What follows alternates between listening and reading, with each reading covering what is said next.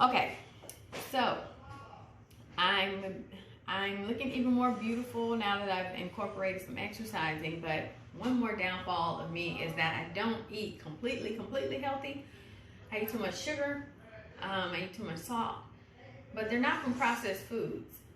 They're from me putting sugar in coffee, me putting, eating a cake with sugar in it, a homemade cake with sugar in it, me eating, things that I just make at home with too much sugar and too much salt. So my blood pressure was 150 over 100 3 days ago. I was dizzy, I was lightheaded, I felt like I was gonna faint. I got my kids to bring me some water. I was like, just give me some water. I felt like I couldn't breathe sometimes, and I was miserable. And I was really afraid for my life. I was terrified. I was like, what if, I have a stroke or something? I'm 36 years old. What if I have a stroke? And because I've been reckless with things that I've been eating. Let me tell you, 150 over 100, never been there, saw it for the first time. I have a blood pressure cuff. I do recommend you all, I got one from Amazon, get you all a blood pressure cuff that goes on the wrist so that you can know what your blood pressure is. So you can know if something is wrong with you. Another thing I need to get is I'll talk about that in another video, but anyways. For the past 4 days, I've been eating properly. Make sure I'm not eating sugar. Make sure I'm not adding too much salt to my food. Make sure I'm eating salads and all natural foods. And I went from 188 pounds, weighing that on Sunday, and today's Wednesday, I weigh 184 pounds. So I have a lot of fluid on me. I have a lot of water weight. My blood pressure is an issue.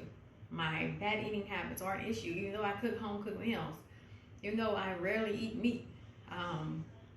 Your carbohydrate intake, your sugar intake, you have too much sugar going through your body, it increases your blood pressure. A lot of you may not know that, but that's what it does.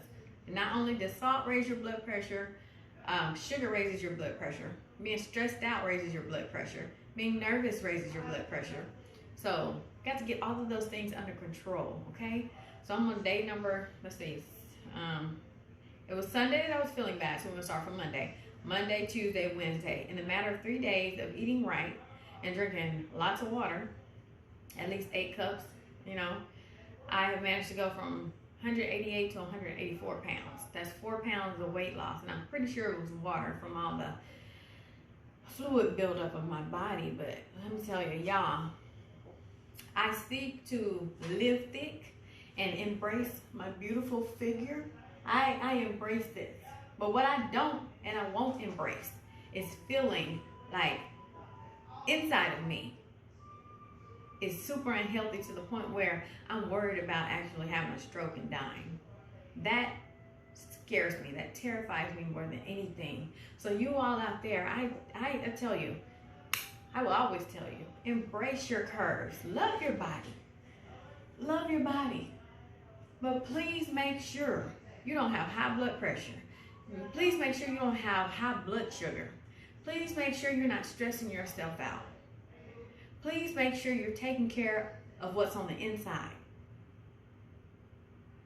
Because the external is beautiful. Everybody is beautiful. But what's really going on in the inside? That's what we have to look at. You can look amazing, but feel like shit. That's not a good equation right there. If you're feeling horrible on the inside, it's going to somehow manifest to your outside.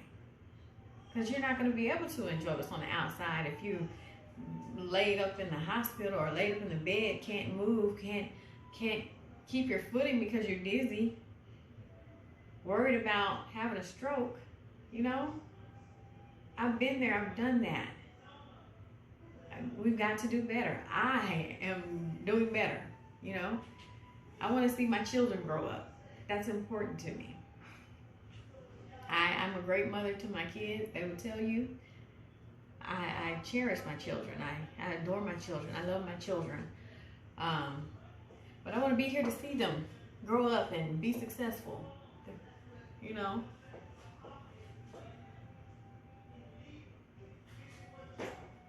All of this means nothing if the inside is feeling horrible.